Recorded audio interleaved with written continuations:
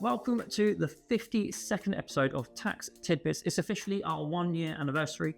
It's hard to believe that we've been breaking down news stories for a whole year now, covering everything from the cost of living, new tax legislations, HMRC issues, and so much more.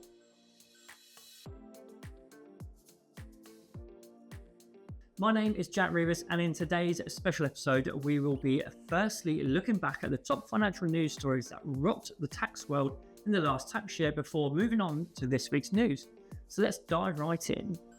Pensioners have been in the news quite a bit this year due to the publication of a report that revealed that Women Against State Pension Inequality, also known as Waspi, should be entitled to compensation from the government for failing to inform them of their state pension age increasing from 60 to 65.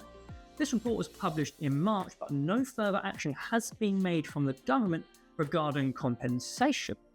Though during the general election, Labour did say they will give the report proper consideration, so compensation is not fully off the table.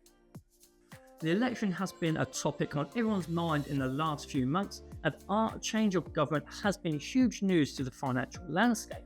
Our new Chancellor, Rachel Reeves, has hit the ground running after presenting her first speech to business leaders and investors just 3 days after being appointed.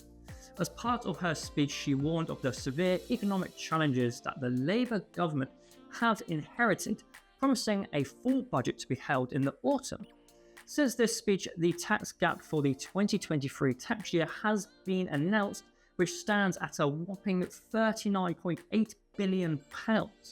This gap is caused by unpaid taxes, mostly from small businesses.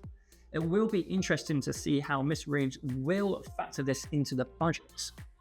There's no way you could have escaped this last story, as it was absolutely everywhere in the news, in local communities, and it was even made into a TV drama. This is, of course, the Post Office Horizon scandal, where over 900 sub-postmasters were wrongly convicted for stealing due to incorrect information from the computer system used in post offices.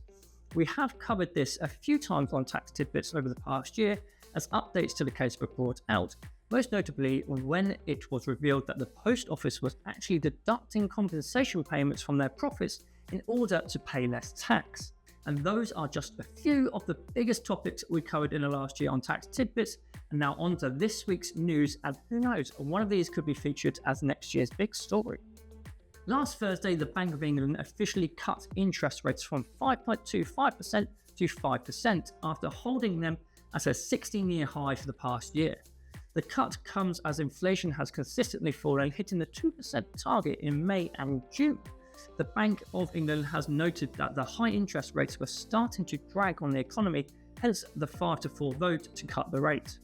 This cut should start to impact mortgage rates and ease cost of living pressures over the next few months. Reports to Crime Stoppers of energy theft and tampering have increased by nearly 50% in the year to April 2024, mainly due to people struggling with high energy costs.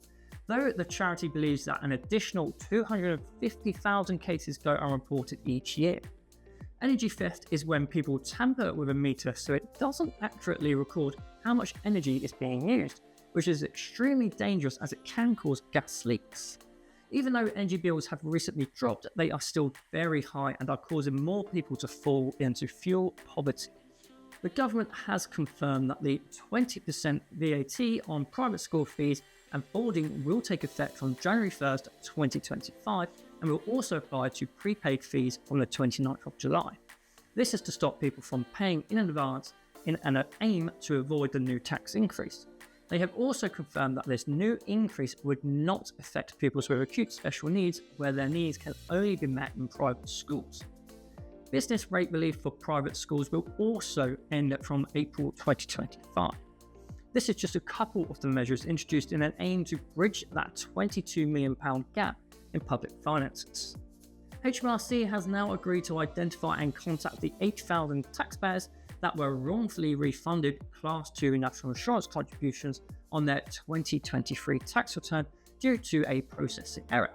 We spoke about this issue in episode 48 when HMRC said that it was up to taxpayers to check their contributions online or by calling them. Well, they've now U-turned on this, classic HMRC, and will be writing to all those affected. This should hopefully prevent issues for those with a low number of qualifying years of national insurance contributions, as this error could cause issues with their pension later on in life if not resolved. And that is a wrap on the first year of Tax Tidbits. Thank you for sticking with us, and I hope you will continue to like and share our videos. If you haven't already, make sure to subscribe to our channel so you don't miss out on any of our content. We will see you next week, where we will enter into the next year of Tax Tidbits.